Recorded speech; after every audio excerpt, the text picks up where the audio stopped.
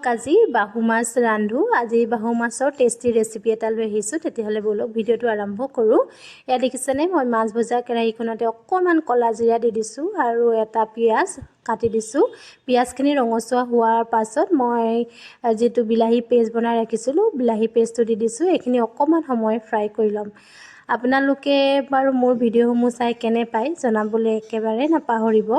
যদি আপোনালোকে চাই ভাল পায় লাইক কমেণ্ট শ্বেয়াৰ কৰি দিব। তাৰপাছত মই থেতেলিয়াই ৰখা এয়া আদা নহৰু দি দিছোঁ, লগত হালধি, কাশ্মীৰ ৰেড চিলি আৰু অকণমান গৰম মছলা। মই ইয়াত জিৰা আৰু ধনিয়া এইখিনি মই ঘৰতে পেষ্ট বনাই ৰাখিছিলোঁ, মানে ধুনীয়াকৈ গুড়ি কৰি ৰাখিছোঁ আৰু সোৱাদ অনুসৰি নিমখ দিছোঁ। আৰু বিলাহীখিনি ভালদৰে ভাজ খোৱাৰ পাছত, মানে বিলাহীখিনিৰ পৰা কেঁচা গোন্ধ যোৱাৰ পাছত তেল ওলাই অহাৰ পাছত মই ইয়াত পষ্টখিনিত মই কেইটামান কাজু দি দিছিলোঁ আৰু এইখিনি এটা পেষ্ট বনাই ৰাখিছিলোঁ দেখিছেনে। আৰু এইখিনিও ধুনীয়াকৈ ভাজি ল'ম যেতিয়ালৈকে মছলাখিনিৰ পৰা ভালদৰে তেল ওলাই নাহে। আৰু আপোনালোকে এনেধৰণে পষ্ট খাই ভাল পায়নে জনাব। আৰু মোক যিমানটো জোখৰ প্ৰয়োজন পানী সিমানটো দি দিছোঁ, অকণমান গৰম পানী।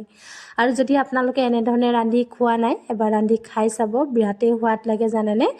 আৰু এয়া অলৰেডি হৈ গৈছে। অৱশেষত মই অকণমান ইয়াত কস্তুৰী মেথি দি দিছোঁ। বনাবলৈ দেখিলেনে ইমানেই ইজি আৰু খাবলৈ বিৰাটেই সোৱাদৰ হয়।